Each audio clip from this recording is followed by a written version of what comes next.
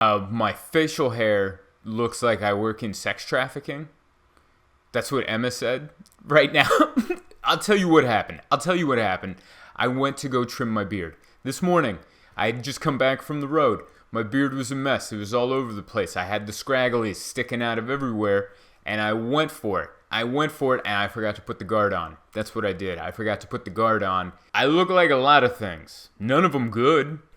I look like I have a 70s breakfast. Just a donut and a cigarette, and then I yell at my family before I go to the job that I was fired from 2 weeks ago, but I haven't had the heart to tell them. I did a show on Thursday in Phoenix at a cat cafe, which, if you guys don't know about cat cafes, they're all over the country. It's a wonderful concept. It's where a coffee shop is like, hey, instead of just selling lattes and little muffins, why don't we have a couple cats running around that people can pet, and if they make a strong enough connection, they can fill out a little bit of paperwork and have a new family member. It's a great business concept. They have them all over the country. I've been to one in Portland and Seattle. We have them in here in San Diego. They're all over the place. I did a show at this one in Phoenix. Now, I do want to say, before I go ahead with the rest of the story, the lady that owns the place, everybody that works there, absolutely wonderful, nice people. Great, attentive, loving, caring, hospitable people. Now, after saying that, these cats, the ones they've had at this certain cat cafe, the cats they had at this cat cafe, I think were meant to live outside. I don't think they were meant to. I think they just took out a giant fishing net and threw it in an alley and dragged cats into that cafe against their will. There are some cats that are meant to live in an alley. I think we all know what I'm talking about. I don't think that's a disparaging thing to say. I think these were feral cats that were desperately trying to find their way out of that cat cafe, and I was doing comedy during it. Now, doing comedy at a cat cafe is going to be weird anyway. It's going to be a little different. It's a different setting.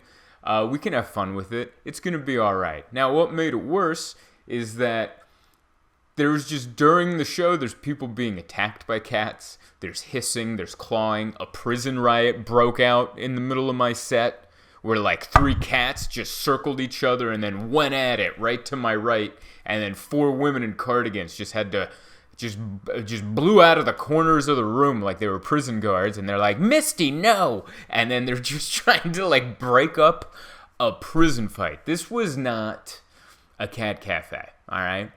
And I mean that with love. Once again, these people were very nice to me. But this was not a cat cafe. This was like if the City Pound asked me to do a show, and then they let all the pit bulls out after they broke up the dog fighting ring down the street, and all the dogs from the dog fighting ring, whatever it's called, are just walking around while people are sitting there trying to listen to my comedy, but they're also trying not to lose a thumb.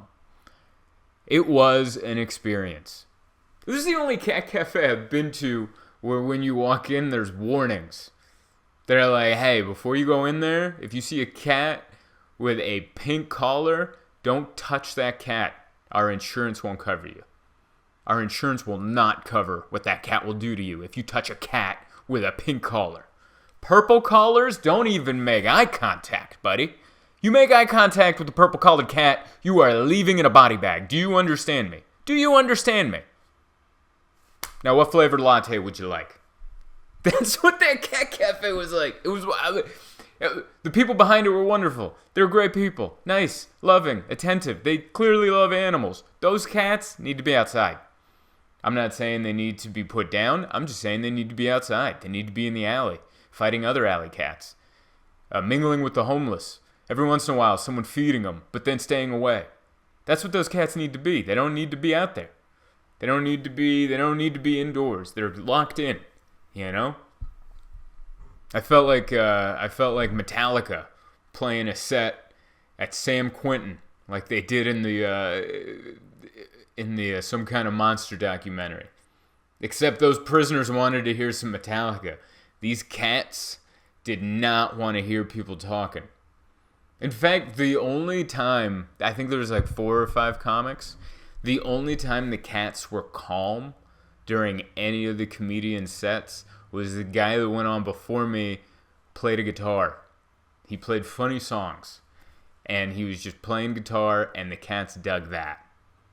They stayed calm, there were no fights, and then as soon as Voicey Voice came on, the claws came out, and fur was flying. And people were scrambling for the exits. I remember there was like a lady that sat and puked. We were sitting there, and there was another comedian performing, and a cat just started yakking. Not because of the set. The set was fine, but the cat started yakking because that's what cats do, just yacked on the ground. And only me, Emma, and like an audience member noticed. And then someone else came in and just sat down right in the puke. And it was too, it happened too fast before I could warn the person, Because I'm not the only one that saw it. There's 4 of the people that saw it, and we just went, you're in it.